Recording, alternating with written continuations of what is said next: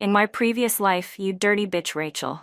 This time, don't even think about taking a single cent of my bonus. Brian White, my husband, clenched his fists and swung them aimlessly in the air, shouting incoherently. Just because I had signed and fingerprinted the divorce agreement. The house would go to me. The savings to him.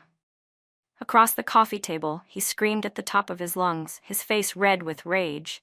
I've had enough of your suffocating control. I can't take being under your thumb anymore. I gave a bitter, tragic smile. He actually had the nerve to call my attentive care suffocating control. I never begged him to fake love. Turns out he only ever stayed with me for the money. My silence only pushed him further into hysteria.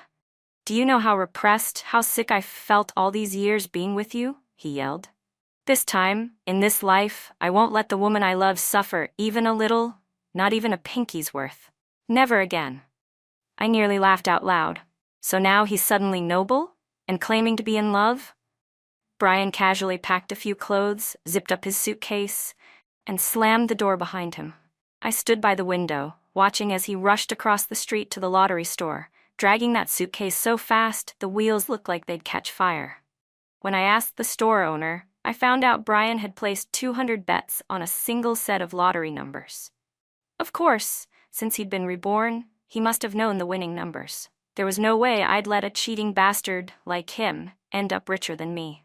So I doubled down, placed 400 bets on the same set of numbers. But somehow, the winning numbers weren't those. I waited in front of the TV all night for nothing. When his dream of getting rich vanished into smoke, Brian drowned himself in alcohol day after day. Very soon, Lauren, his mistress, drained every last cent from him and ran off. With nowhere left to go, my ex-husband came crawling back, begging for forgiveness. After I rejected him, Lauren, his sister-in-law, and his mother locked me up. They matched my organs and divided up my body like scavengers. The White family sold me for over $3 million. As a ghost trapped near that family, I finally discovered the truth. The daughter I had raised wasn't even mine. She had been swapped at birth with Lauren's child. My real daughter, poor thing, was sold off to a remote mountain village by Brian's mother. My vengeful soul lingered, refusing to rest. I swore I'd make those heartless monsters pay. Then I opened my eyes and found myself right before we finalized the divorce. Let's get a divorce, Brian, I said calmly. Brian White's expression froze, his face turning pale. He pushed the divorce agreement toward me. The trauma from my past life came rushing back, the desperation, the screaming with no one listening, the helplessness. It all still haunted me. Seeing my bloodshot eyes, Brian assumed I was just heartbroken. He tried to console me. Rachel, don't be like this. I'm trash. I'm not worth your tears. You'll find someone way better than me. That's when it hit me. I had been reborn. I casually flipped through the divorce agreement, then tossed it back at him. You leave with nothing, or the deal's off. Rachel, don't be unreasonable. You're the one being unreasonable, I snapped. You're the one who brought up divorce, so you walk away with nothing. I didn't back down an inch. You weren't like this before, he muttered. This isn't like you. Realizing he had slipped, Brian quickly faked a cough to cover it up. I shot him a look of pure contempt. Oh, then what kind of person was I? His face turned beet red. He raised his voice. We're married. All our assets are shared. Everything should be split 50-50. Shared assets? I slammed my fist on the table so hard the cups rattled. Tell me, how much money have you actually brought into this family? I won 30 grand in the lottery. You spent over 500,000 on tickets and won 30,000. That's what you call earning. And what about the house? He argued. Please, that house was left to me by my mother. It's premarital property. Do you not know how that works? Brian finally dropped the act. I don't care. I want half. I demand it. I laughed coldly. Well, I don't care either. You're leaving with nothing. I'm not signing, I said firmly. Every cent you make from now on will be counted as marital property. Brian White immediately reacted like a cat whose tail had been stepped on. Rachel, have a little kindness. Brian, try having some self-awareness, I shot back. Besides, it's not like I'm desperate for a divorce. If you don't want to leave, that's perfect. I'm not in a hurry. There'll always be someone more anxious than I am. You're about to be worth hundreds of millions, I added. and here you are still squabbling with me over crumbs. Aren't you embarrassed? Seeing how determined I was, Brian finally backed down. He clearly didn't want to risk splitting a fortune with me. Fine, he snapped. Even if I have to walk away with nothing, I'll divorce you. He stormed off, heading toward the print shop to get a new divorce agreement. I slowly called him back before he reached the door. Brian sneered. What now, Rachel? Regretting it already? Looking at that bitter, petty face of his, I wanted to slap myself. I must have been blind in my last life to fall for a man like this. I rolled my eyes. You didn't write down who gets custody of our daughter, I said, pointing to the agreement. Without hesitation, our daughter Tiffany chimed in. I'll stay with Mom. I don't want to be with you or Dad. Just like in the previous life, she chose me without the slightest doubt. It was becoming clear that this ungrateful little wolf had probably known about her true parentage all along, and stayed with me just to get close and fight for my assets. No way was I falling into the same trap twice. Both of them froze for a second. I guess, with that lottery windfall coming, my small-time assets weren't worth their attention anymore. Brian hurried downstairs and came back with a freshly printed divorce agreement. I looked him straight in the eye. All business. Transfer all the money from your bank accounts to me. Brian had clearly planned to sign the agreement first, and then ghost on the money part. He froze for a full 10 seconds. But with riches so close he could almost taste them, he clenched his teeth and did as I said. Once I saw the $156 million transfer hit my account, I looked at him again.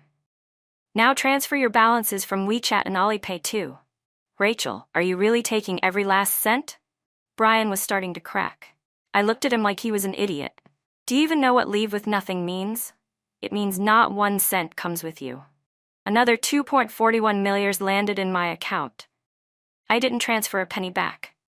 Just as Brian was suppressing his rage and about to demand I sign the agreement, I spoke again. Now I want to review your full financial records.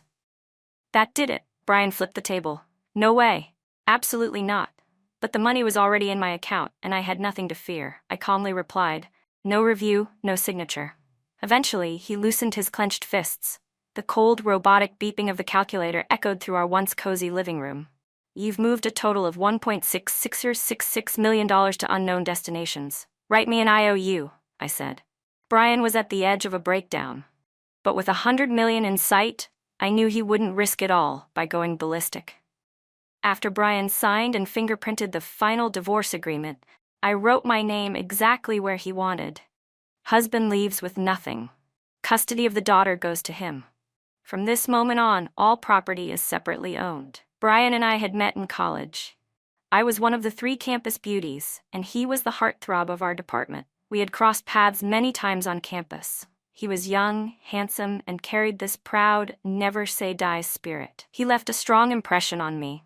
Being something of a campus celebrity himself, I had heard of him. He seemed like a decent guy. So when he lit up a giant heart with candles and confessed to me, I didn't hesitate long before saying yes. For 3 of our 4 college years, we were inseparable and deeply in love. Rachel, marriage is for life. You need to be careful, my mom had warned me when I excitedly told her I wanted to marry Brian. I don't think he's in it for the right reasons. I was thrilled to share the news, but instead of being happy, my mother frowned and gave me a serious reminder. Mom, what are you saying? I've already graduated college. I'm not a child anymore. I can tell right from wrong, I argued, a little angry. Partly because I didn't want our pure love to be polluted by material concerns, and partly because, annoyingly, Brian's warning had come true. When I told him I wanted to confess everything to my mom, Brian looked worried. Rachel? My family situation?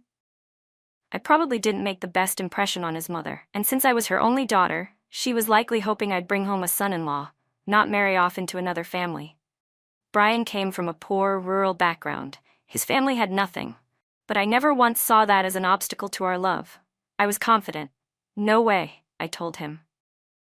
My mom isn't the kind of person who looks down on the poor or favors the rich. She's not stuck in old ways.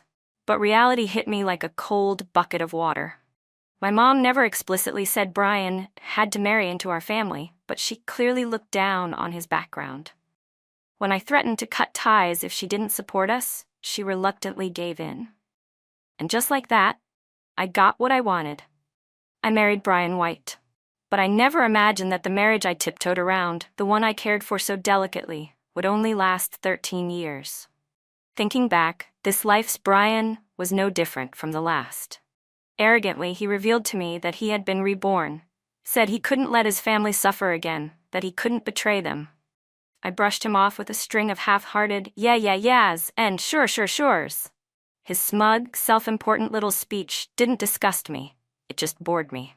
A bit disappointed, Brian stopped his pathetic clown show. Maybe it was because he knew he was about to win $100 million. He tossed a few clothes into his suitcase like that was enough packing, then prepared to leave. This time, I personally walked him and Tiffany downstairs. Brian took out his phone and started calling. "Hey, Mom, can you send me $1,000? No, I'm fine. It's just that my card's acting up." Pause. "What do you mean? Why am I calling? We're already divorced." Pause again. It's nothing. I just don't want to be with her anymore, that's all. Can you send it or not?" His voice got more agitated. "I've sent you so much money over the years. Where the hell did it all go?"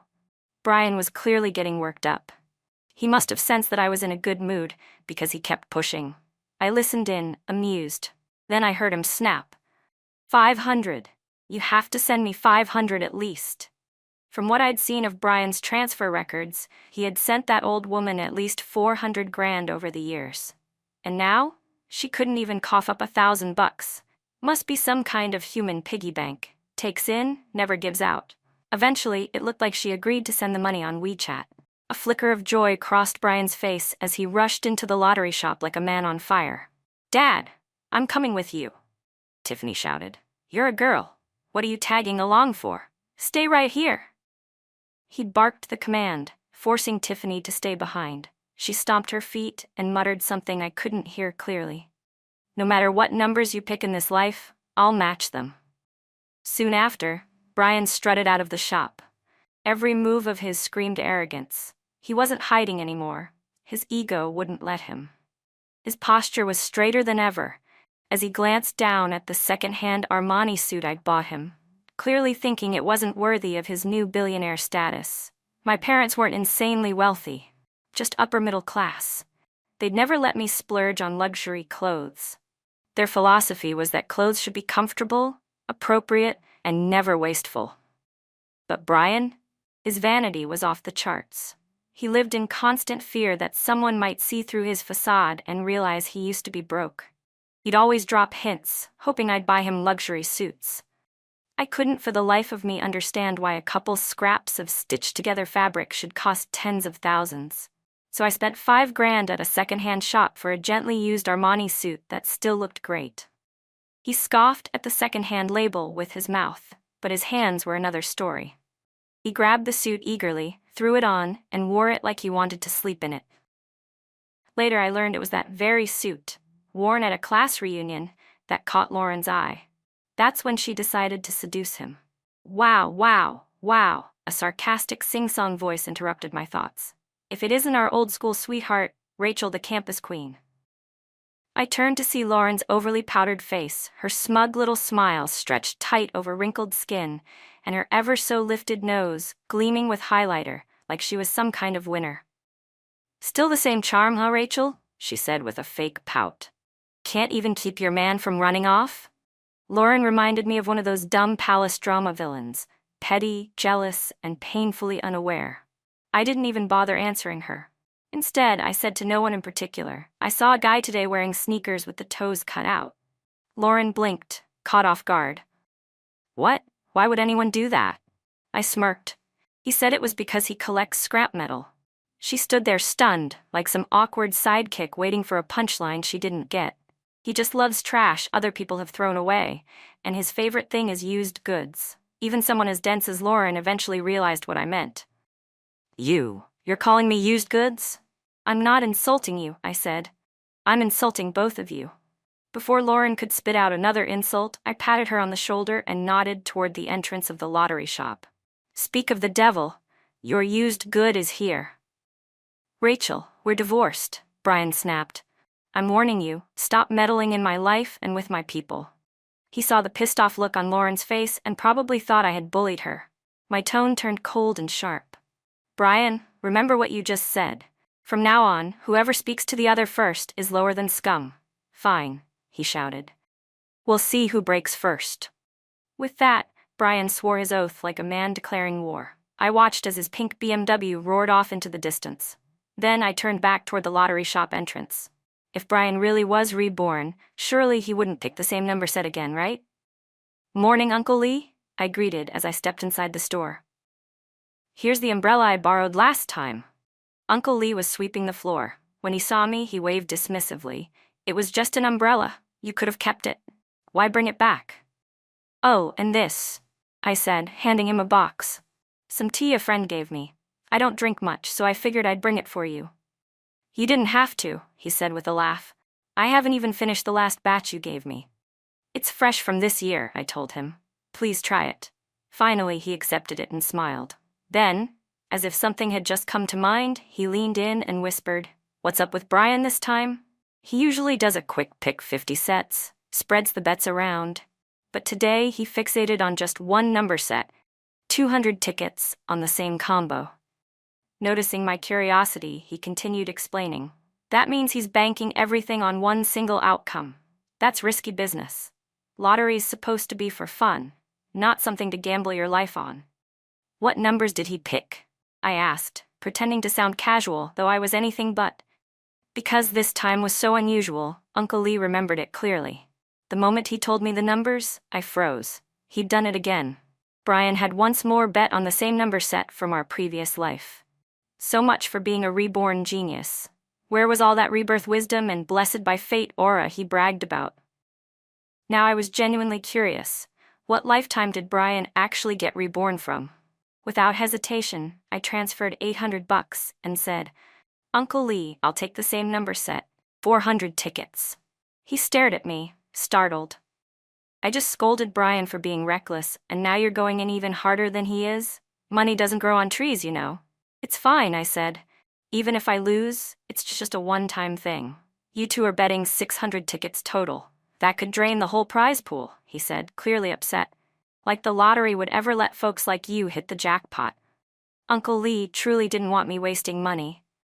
I swear, Uncle Lee, just this once, I promised. He sighed but reluctantly printed the tickets. After all, I couldn't let the same ending repeat from last time. No matter which numbers Brian picked, I was going to match him. 400 tickets, every time. I wasn't playing to win. I was here to disrupt. And according to Uncle Lee, jackpots like this never fall into the hands of regular nobodies. But if Brian was repeating his exact steps from the last life, then maybe I should cover the actual winning numbers from before too. I quietly transferred another $4 and said, 2 tickets for the set that won last time. That was the set I'd waited for in front of the TV, the one that had actually won. Who knows, maybe a butterfly flapping its wings would shift fate a little. Or maybe not. It was just $4, no big deal. Might as well play along. Since the amount was small, Uncle Lee didn't argue this time.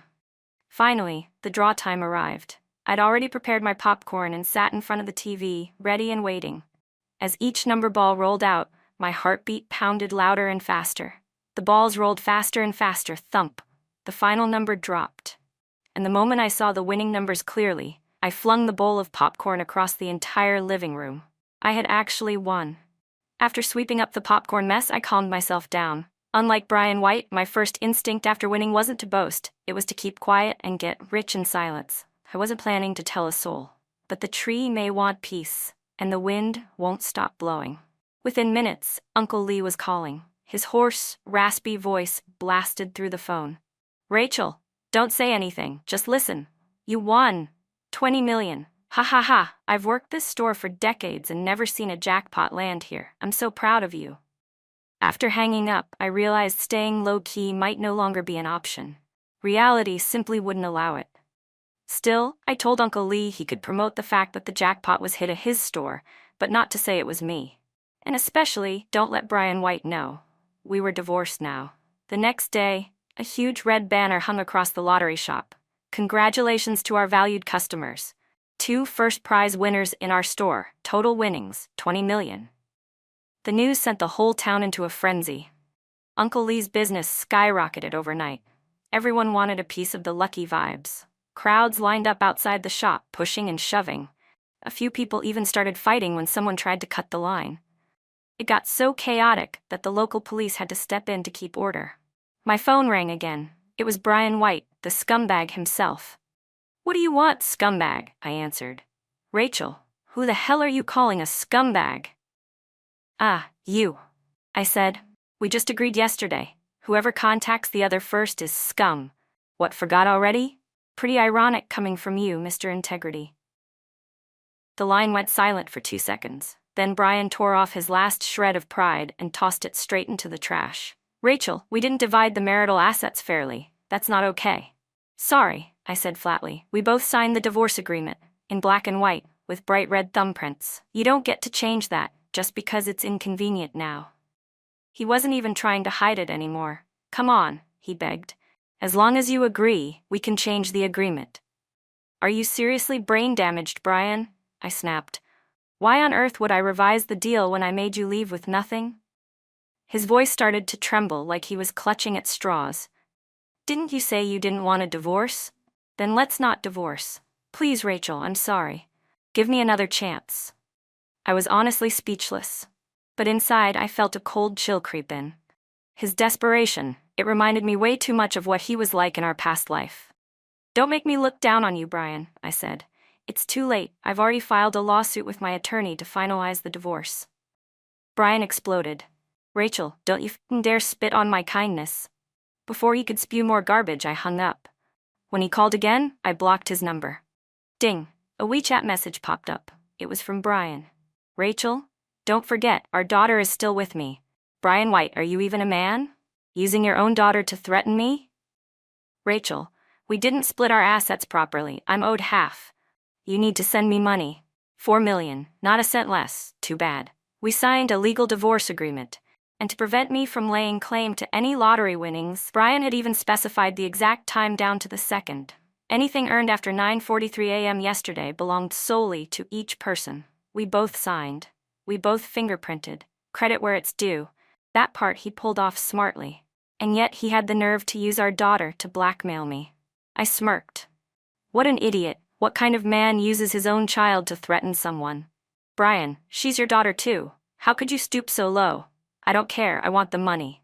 "Brian, I won't let you hurt our daughter." After I sent that last message, Brian didn't reply again. But I knew there was no way he'd back off quietly. I immediately called my friend Jenna and told her to sell off everything in the house that could be sold. Within 2 hours, the place was stripped bare. Then I boarded the high-speed train to the provincial capital. I didn't want to risk anything dragging out. I had to cash in my winnings before anything went wrong. Meanwhile, I got a message from my daughter. "Mom, Dad didn't win the lottery. He smashed everything in the house. Then he hit me." The attached photo showed Tiffany's face swollen on one side, a bloody lip, and clear finger-shaped bruises on her cheek. It was real. No makeup, no tricks. Brian and his little monster were playing the full drama, likely afraid I wouldn't believe them. So they made sure the pain was real. A performance like that, sacrificing the child for sympathy, watching it unfold, actually made me feel good. Cold, maybe, but satisfying. "Brian, how could you do this?" Tiffany sobbed. "Mom, you and Dad shouldn't divorce. Do it for me, please." "No," I said. "Infidelity and domestic abuse, I have to divorce him." "But, can you give Dad half of the prize money? If not, he's just going to keep hitting me." "He's not just hitting you," I said. He's killing me. It breaks my heart." "So, are you agreeing to give Dad half?" she asked. "No way," I replied. "He's not getting a cent. I'm calling the police." Tiffany fell silent. What she didn't know was that I had hidden surveillance cameras installed in every corner of the house, even one outside the front door. That afternoon, a motion alert popped up on my phone. I opened the live feed and saw Brian and Tiffany dragging suitcases back into the building. So, Lauren's escape plan must have started early in this life. Brian tried to enter, but the passcode no longer worked. He started knocking. "Rachel, open the door. I know you're in there." When I didn't respond, knocking turned to banging, then full-on kicking. When they brought out tools to break the lock, the police arrived. Apparently, one of the neighbors had heard all the noise and thought a gang fight had broken out in the complex. so they called it in. "This is my house," Brian said quickly when the officer stopped him. Officer Hu looked him over. "Then why don't you know your own door code?" Brian stammered. I had a fight with my wife. She changed it on me." The officer frowned. "Can you prove that you live here?" I've been living here the whole time." The officer rolled his eyes. "That's not proof." They checked with the building management and confirmed I was the listed owner. Then the officer called me. "Hello, is this Miss Rachel Lane? I'm Officer Hu from the precinct." "Yes, this is Rachel," I replied. "Mr. Brian White says he's your husband. He's currently locked out and is attempting to break into the residence. I'd like to confirm. Do you consent to this?" "Absolutely not," I said. "Officer, I'm currently in the process of filing for divorce. This house is my premarital property. He has no right to enter or destroy anything." I had my phone on speaker, so Brian heard everything I said. He instantly lost it. "Rachel, I already apologized. Why are you still clinging to this one little thing?" "Oh, one little thing?" I said, dryly. "If cheating and keeping a mistress is a small thing, then what counts as a big one?" "Cut the crap," I snapped. "This is my house. You're not allowed inside." "Mom, can you not make this harder than it already is?" Tiffany chimed in. "Dad already admitted he was wrong." "Shut up, Tiffany," I said coldly. "The moment you chose to side with your dad, you stopped being my daughter." "Thank you for taking this seriously, officer," I said. And with that, I hung up. When the officer turned back to Brian, there was clear disdain in his expression. "Without Miss Lane's consent, you are not allowed to damage her property or force entry." Brian dropped to the ground with a thud. "How is this fair?" he shouted. "I can't even get into my own house now?" Brian muttered in disbelief. After the police left, Brian picked up the power drill again and went to work on the door lock. The police couldn't stand guard here all day, just to stop him from breaking in, and I knew better than to expect a door lock to hold off someone as shameless as Brian. Even if I called the cops again, it wouldn't make much difference. After all, technically, Brian and I weren't fully divorced yet. To law enforcement, this was just a domestic dispute. They wouldn't actually arrest him. Sure enough, the lock gave out quickly, but the moment Brian and Tiffany stepped into the house, they both froze. "Dad, were we robbed?" Tiffany asked. The only response was Brian's dumbfounded face. The place was completely stripped bare. All that was left were the floor tiles. Even the toilet in the bathroom had been removed. Tiffany, desperate to go, ended up squatting over the hole in the floor where the toilet used to be. When she was done, she called out, "Dad, can you bring me some toilet paper?" Brian searched every corner of the house but couldn't find a single scrap. Scowling, he muttered, "Just rinse off with water." That's when it got even worse. There was no running water. The utility had already been shut off. "Dad, go buy a pack of toilet paper," Tiffany said. Brian glared at her. "Buy a pack? I only have $8 left." "Then buy a small pack," she muttered. Not long after, Brian came back with a single pack of toilet paper, 2 sausage sticks, and 2 plain buns. I could tell that was the best he could do with just 8 yuan. They sat on the floor and ate dinner like beggars. "Dad, where do you think Mom went?" Tiffany mumbled through a bite of bun and sausage. Brian's face darkened. "She said she was going back to her hometown." But he didn't finish that sentence, because a possibility flashed through his mind, one he refused to believe. His jaw clenched so tight, his cheek muscles visibly twitched. Listening to them talk, I'd assumed she meant me when she said Mom. Turns out she was talking about Lauren. "Dad, we don't have any money left. After this meal, there won't be another." Brian narrowed his eyes. "It's fine. I don't believe Rachel is really that heartless. Beg her nicely, she wouldn't just watch her own daughter suffer." Tiffany scoffed. "I've called her Mom all these years. That better not be for nothing." She started fiddling with her phone. Before long, I received a message from her. "Mom, Dad hit me again. How could he do this? What kind of father hits his own daughter? Where are you? Can I come find you?" "No, sweetheart. Mom's traveling right now." "Then, can you send me some money? You know Dad doesn't have a penny left." "Oh, Tiffany, why didn't you say something earlier? All my money's tied up in locked investment plans. After paying for my tour package, I only have a few hundred left. Then sell the investments." "I wish I could, honey. But they're fixed term. I can't cash out for another 6 months. On the surveillance feed, I saw Brian holding Tiffany's phone as he read my reply. He nearly smashed it in rage. Since he couldn't get anything out of me, Brian turned his attention to his mother. But I had already taken precautions. I'd hired a private security company to assign 2 bodyguards, a man and a woman, to protect me 24/7. They followed me closely all the way to the provincial lottery center. I wore sunglasses, a mask, and a hat, the full winner's disguise kit. From ticket verification to tax procedures to the final bank transfer, the entire process took 2 hours. When the bank confirmation of 16 million yuan hit my phone, I finally exhaled in relief. It wasn't full financial freedom. Not yet. But it was a solid start. In my last life, the stock market had soared like crazy, all the way up until October 8. As someone who'd been burned before, I knew the pain of getting suckered into opening a brokerage account a decade ago. I'd made more losses than gains and spent most of my time stuck in bad trades, just waiting for a miracle to break even. But this time, I was going to do things differently. I wasn't about to miss the next wave. I already had around 5 million yuan in savings. With the 16 million from the lottery, I now had 21 million total, and I put every last cent of it into the stock market. With leveraged margin added in, I ended up holding stocks totaling 56 million yuan. Everything was ready. All I needed was a tailwind. The 2 bodyguards escorted me safely back to the city before leaving. I gave them 2,000 yuan, enough for their travel expenses and a little extra as a thank you. I chose to stay at a hotel right next to the police station, just in case. Once I settled in, I pulled up the surveillance feed from home. The house now had 3 mattresses, a few blankets, and some pillows crammed inside. But what made my hair stand on end was the sudden appearance of an old woman on the screen. My whole body involuntarily shivered. In my last life, after I died, my soul lingered long enough to hear dark truths that no one else knew.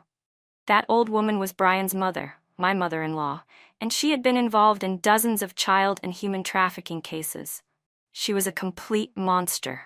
It was under her and Brian's sister's manipulation that Brian had imprisoned me and sold off every organ from my body that could turn a profit. But their crimes had only been confessed through words. There was never any solid evidence. After such a long day, my eyelids grew heavy, and I soon fell asleep. Knock, knock, knock. Someone was pounding on the door. "Who is it?" I called out. "Room service," said a deep, hoarse voice from behind the door. I dropped to the ground instantly, frozen in fear. That voice, I knew it too well. It was Brian's sister. This wasn't room service. This was a death sentence. The first thing I did was slide the security chain into place and dial the police. When I didn't open the door, the people outside started losing patience. The pounding grew louder and more violent. "No need to clean this room today," I shouted, trying my best to steady my voice, though the tremble gave away my panic. "Rachel, you bitch," Brian's furious voice roared from the hallway. "Open the damn door." "Yeah, open up," Brian's sister and mother shouted as they hammered on the door, their fists landing like sledgehammers on my chest with every thud. The sheer terror paralyzed me. It was like I was back on that cold hospital bed in my past life, completely helpless. That suffocating dread was trying to swallow me whole. Tiffany suddenly grabbed the universal key card from a cleaning staff member and handed it to Brian. "Dad, use this." The lock clicked open, but the security chain held, letting the door open only a crack. Brian's twisted, contorted face pushed through the gap. When he saw me collapsed on the floor, a greedy gleam shot through his eyes. "You slut," he growled. "You dare open the door behind my back for some other man? Just wait and see what I do to you." "Oh my God," his mother wailed. "What sin did our family commit to end up with a daughter-in-law so shameless?" She smacked her thigh and shouted, "Brian must have been cursed for 8 lifetimes to end up marrying someone like you. You dirty." Ryan's sister spat, spewing filth like a rabid dog. "You've completely ruined our family name." Even Tiffany joined in. "Lam, how could you do this? How could you betray Dad and me?" This family was trying to justify their illegal behavior under the pretense of catching me cheating. They wanted to smash down my door and make themselves look like the righteous ones. Then, suddenly, a deep, authoritative voice rang out from the hallway. The White family's shouting and banging stopped cold. 2 uniformed officers approached quickly, a middle-aged man around 35 and a younger one at his side. The older officer looked sternly at the group. What's going on here? When his eyes landed on Brian, there was a flicker of recognition, then a look of contempt. Brian's mother flinched when she saw the police but quickly switched to tears. Officers, you have to help us, my daughter-in-law. She's cheating on my son with some strange man at this hotel. You're lying. That's not true, I said, stepping forward to explain. Shut up, you bitch, she screamed. If you've got nothing to hide, open the door and let us in. Yeah, Brian's sister snapped. If you're so innocent, then prove it. Open the door. There was no way I was letting them in. Why should I open the door for you people? I've already filed for divorce. You're not going to trap me again with this pathetic act. Brian's eyes bulged with rage as he yelled, As long as we're not divorced yet, you're still my wife, Rachel Lane. The older officer looked frustrated. Who's Rachel Lane? The younger officer turned to the group, his questioning gaze sweeping over us. I am, I said quickly. Officer, Brian White and I have already signed a divorce agreement. I'm in the process of filing for full legal separation. They have no right to interfere with my personal freedom. Maybe I was imagining it, but the older officer looked oddly familiar. The younger one glanced between the agitated White family and me, and for a brief moment, I caught a flicker of hostility in his eyes. Miss Lane, this clearly seems like a family matter, he said. Don't you think you're wasting police resources? I frowned and was just about to push back when the older officer cut in. That's out of line, he said firmly. If Miss Lane feels her personal safety is being threatened, she has every right to call the police. And if she's already signed a divorce agreement with this man, then why are his family members still harassing her? The younger officer, Wen, looked sullen and annoyed at being contradicted. Still, he said, Miss Lane, may I see your divorce agreement? Of course. Just a moment, I replied, walking to the living room to retrieve it. I handed the document to the younger officer, but as soon as I let go, he fumbled it. His hands were slipperier than a soccer goalie's in a thunderstorm. The agreement slipped through his fingers and hit the floor. Brian reacted instantly, lunging forward to grab it. His mother, his sister, and Tiffany weren't far behind. They all reached for the document at once. In the chaos, the paper was quickly torn to shreds. And as if that weren't enough, they started eating the pieces. Seriously. As if to ensure the document couldn't possibly be reconstructed, they shoved the paper scraps into their mouths and chewed like wild animals. The young officer not only had slippery hands, but he also moved slower than my 70-year-old aunt. My mother-in-law was faster than him. All he did was shout, "What are you doing? Stop that!" but made no move to stop them.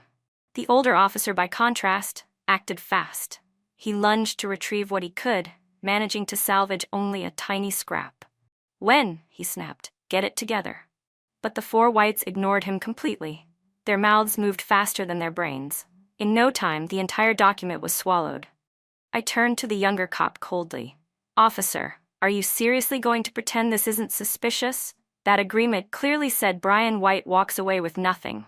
How do you plan to compensate me for this?" The young officer avoided my eyes.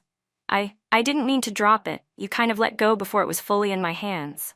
"Han," the older officer growled. "I'll be reporting your performance today exactly as it happened. My evaluation? Poor. You're not even officially a full officer, and you're already disgracing the uniform." He had experience. He knew something was off. Before the young officer could reply, Brian's sister suddenly jumped in to protest. You'd think someone had insulted her ancestors. She was shaking with outrage. If you didn't know better, you'd think she was Wen's mom or something. "Officer, this was our own fault," she blurted. "It had nothing to do with that young man." Even Brian's mother suddenly changed her tone. "It was all just a misunderstanding, officer. We admit we were wrong to disturb Rachel. We're leaving now."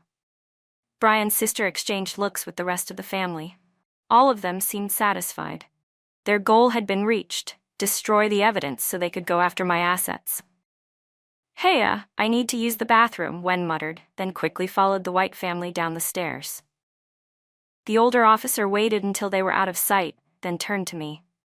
"Miss Lane," he said gently, holding out what was left of the divorce agreement. "I'm sorry I wasn't able to protect this." But the moment his eyes landed on the text on the scrap he recovered, his expression shifted. His lips twitched like he was struggling not to react. He looked back at me, a new flicker of admiration in his gaze. On that torn piece of paper, in bold text, was my scribbled note. After being reborn, I opened the door for a human trafficker. What a joke. Anyone could see the young officer had been siding with the White family. He had no right to look at the divorce agreement in my hands. There's no way I would casually let someone read what I wrote during my downtime at home, just short stories I was drafting. I randomly grabbed one of my working drafts and handed it over. Who would have thought they'd devour it like that? Watching the satisfaction on their faces, thinking they had pulled off some big scheme, it was honestly hilarious. If they liked it so much, I had plenty more where that came from. I reached up and turned off the body camera recording. The older officer looked at me and said, "Miss Lane, my name is Ning Yuan. The officer who came with me is Wen Zihan. If you're dissatisfied with how we handled things, you can file a complaint by calling this number." "Got it. Thank you," I said. "What's your name again?" "I'm Ning Yuan, ma'am. Did you go to high school at First Central?" He paused for a long moment. His eyes reddened. "Yes, Miss Lane, thank you, and your mother, for saving my life back then. I owe you everything." "It really is you," I whispered. My throat suddenly tightened, blocking any further words. Tears rolled silently down my face. After Ning Yuan left, I immediately called the provincial security company that night. I'd learned my lesson. I couldn't give the White family another chance to hurt me. The night passed without incident. By morning, I checked with the company and learned that my newly assigned bodyguards were already stationed outside my door. I opened it quickly and found 4 of them, 2 men and 2 women. All were professional, sharp, and well-trained. Looking closely, I realized that 2 of them were the same ones who had escorted me back the day before. I switched to a 3-bed suite. The 2 female guards stayed with me, and the 2 male guards took the room next door. We all headed to the People's Hospital to conduct 3 DNA paternity tests. 1 between me and Tiffany, 1 between Brian White and Tiffany, and 1 between Brian and me. The results surprised me. Tiffany was biologically Brian's daughter, so I set aside that report for now, but I packaged the other 2 DNA reports, me with Tiffany and me with Brian, and mailed them to my family's home address, marked clearly as, to Rachel Lane. The next morning, Brian received the envelope. He didn't care whether it was meant for me. He tore it open without hesitation. When he saw that Tiffany and I weren't biologically related, a smug grin appeared on his face. But then he saw the second report, the one showing that Tiffany wasn't biologically related to him either. And that smile froze. His face twisted into pure rage. His mother trembled with fury too, her aged face twitching uncontrollably. But compared to Brian, she stayed relatively calm. Brian started rushing toward Tiffany's school, wanting to confront her, but his mother pulled him back. "Right now, the most important thing is to sue Rachel," she told him. "Get the money first." Later, when I reviewed surveillance footage, I found out that after receiving the court summons, the White family immediately contacted Brian's sister's son, Wen Zihan, and tracked down the hotel where I was staying. They used the excuse of catching an affair to storm my hotel room and destroy my divorce agreement so they could then calmly attend court and take half of my assets. Originally, they thought I wouldn't open the door that easily. They didn't expect me to be so naive and hand the divorce agreement straight to Wen Zihan. It couldn't have gone smoother for them. The perfect act, perfectly executed. I sent a message to Brian via WeChat. "Brian White, I can't believe you could be this shameless. So this whole stunt was just about destroying my divorce agreement, wasn't it?" He replied, "Rachel, what are you talking about? I don't understand," I snorted. "Even without the divorce agreement, I'll still divorce you."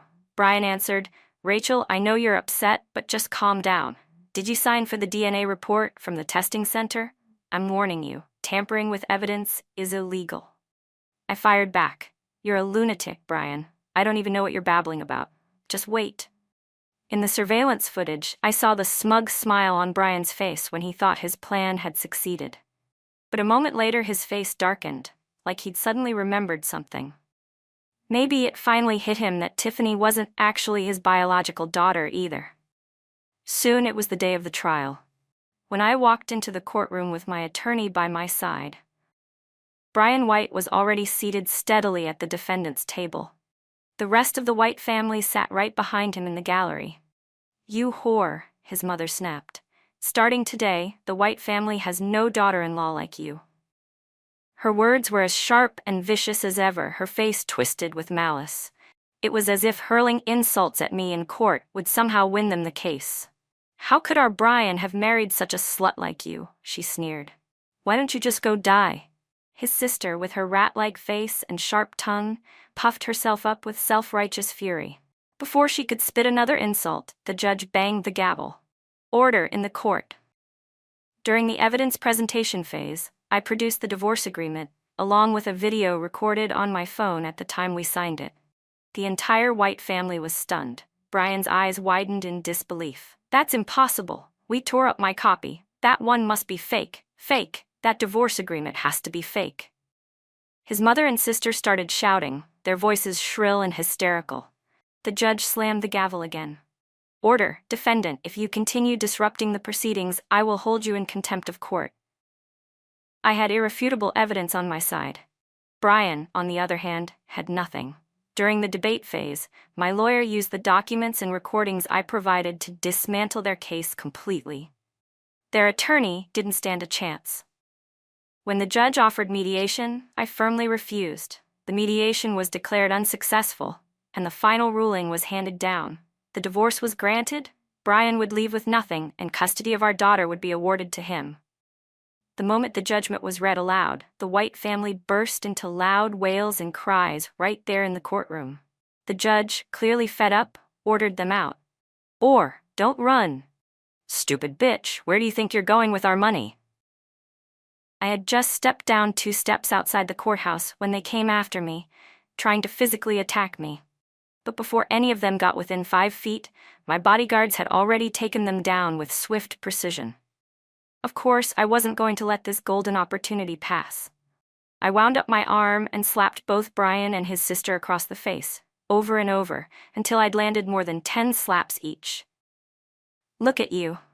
Disrespecting the judge's ruling and throwing a tantrum at the courthouse doors? You've got some nerve. Already at a disadvantage, just kicked out of the courtroom, and now facing my towering professional bodyguards, they finally realized they had no shot today. Defeated, they slinked away, tails between their legs. I left with my guards, walking tall. The National Day holiday passed in a flash.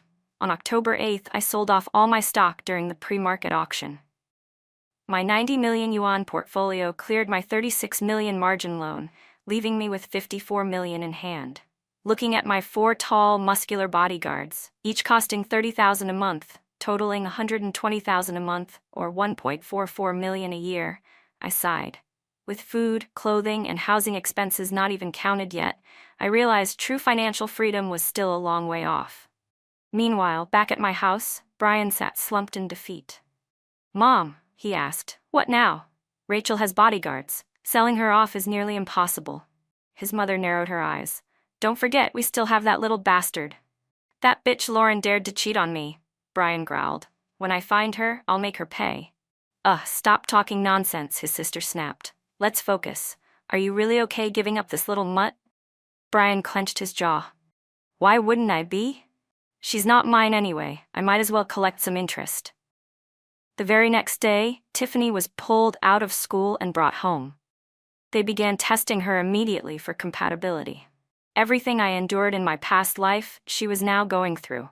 I still remember that moment so clearly, when I drank the warm milk Tiffany handed me, praising her for being so thoughtful, only to pass out minutes later. When I woke up, I was already strapped to a cold operating table. I overheard them talking, how I had generated 3.8 million yuan for their family, and Tiffany, excited, called me useful. She even proudly wrote in her journal, "Some people are like fish, you can fry them 3 ways." That woman consumed it all on her own. I wondered if she felt useful doing that. Did she praise herself as being useful? That very night, Tiffany was taken to a shady clinic run by Brian's brother-in-law. 4 went in and 3 came out. Brian White came home the next day. In the following days, she couldn't eat anything without vomiting. Once she recovered enough strength, I sent Brian a message. Brian, the DNA testing center just called. They made a mistake and matched our DNA wrong. Don't worry, they retested. Tiffany is your daughter.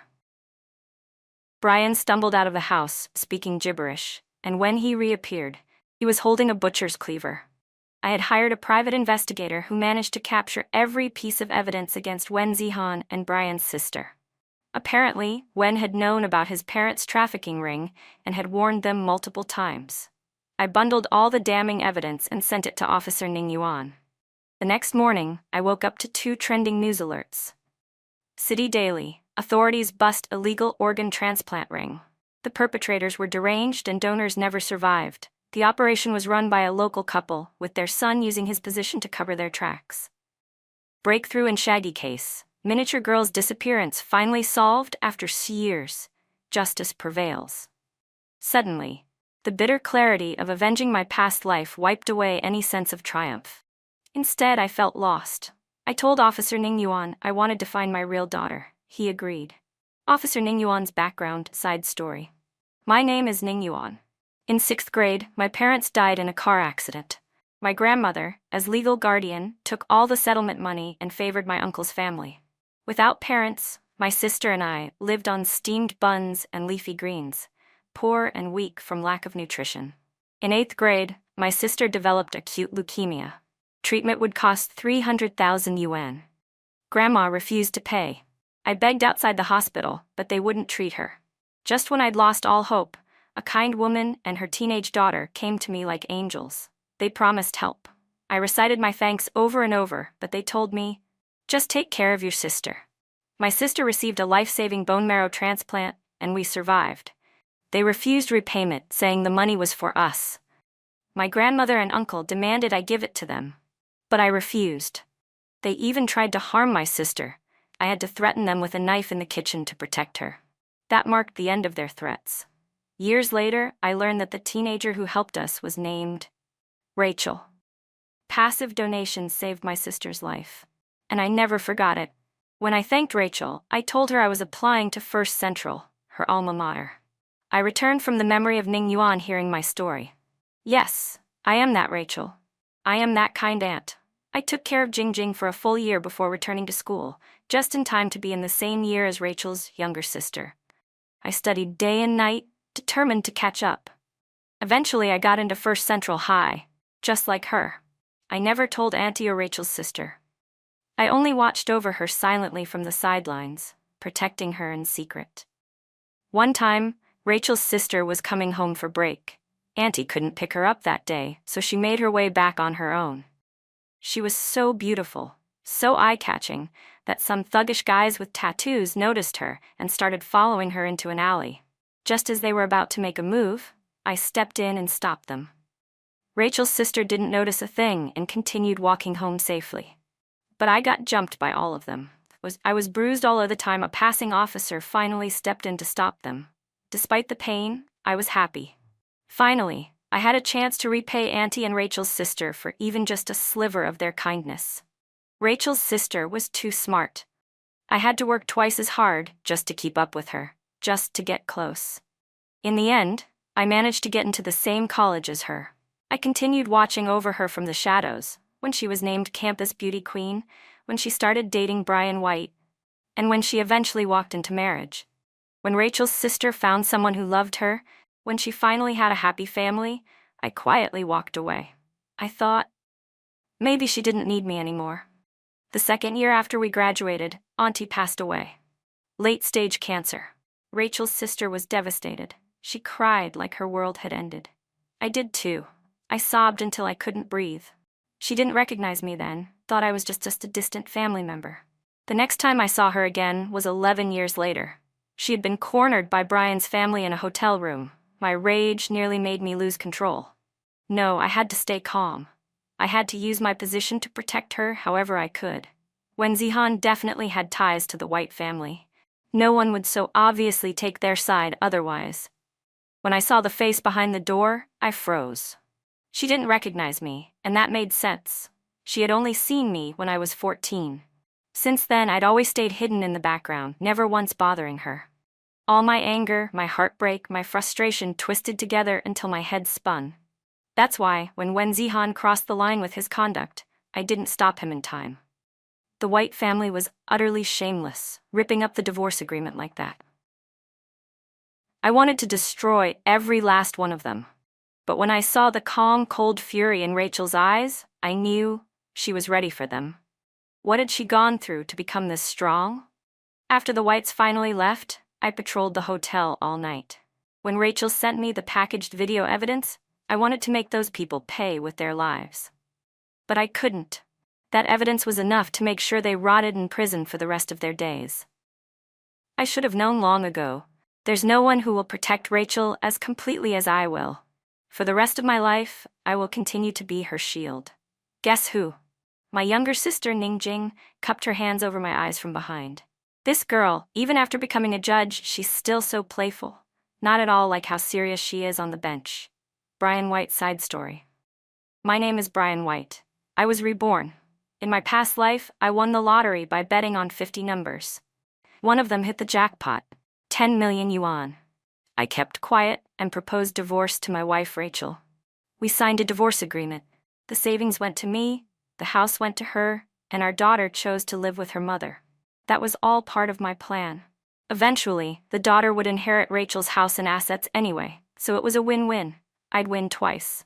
I proudly told Rachel I'd won the lottery fair and square, and that the 10 million had absolutely nothing to do with her. But she didn't agree.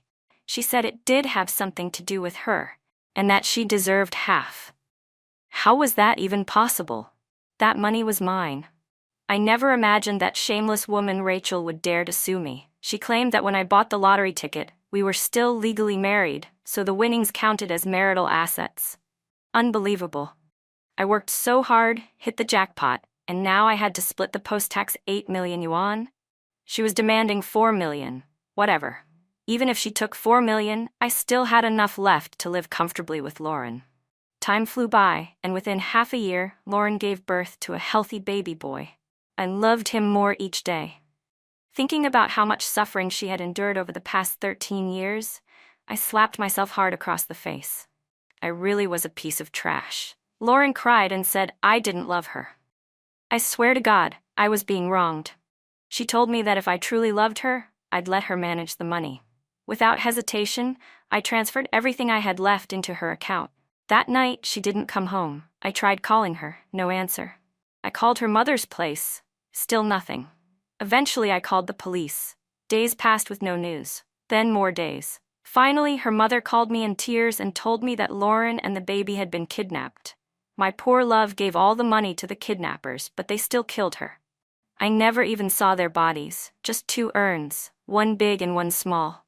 God, how could you be so cruel to me? I was broke. After spending the last few hundred yuan in my bank account, I panicked. The lease on Lauren's apartment was about to expire. I had no money, no home. Was I really gonna have to crawl back to Rachel? That vile woman actually said, "A good horse doesn't return to the same stable." She refused to forgive me. One more day before the lease expired, and yet in this whole wide world, there was nowhere left for Brian White. Thank God there were still a few bottles of vodka at home. I downed them one after another, drowning in my misery. Eventually, I passed out. When I woke up again, starving, I realized I'd been reborn. In this life, I swore Lauren would never suffer again. With memories from my past life, I knew I could become a billionaire. Rachel wanted to kick me out with nothing? Why was her reaction so different this time? Fine. Even if she made me leave with nothing, I only needed 400 yuan in startup funds to become a billionaire. This time, I had to divorce her quickly. She wanted me to transfer the bank balance to her? Sure, I'd do it. And when I made it big, she'd regret it so badly she'd choke on it. But something was wrong. Why was our daughter acting differently? It didn't match what I had arranged. Damn it. Why didn't my lottery numbers win this time? It wasn't fair. There had to be some kind of conspiracy. Could it be like Uncle Lou said, there's a rebirth prevention mechanism in this world?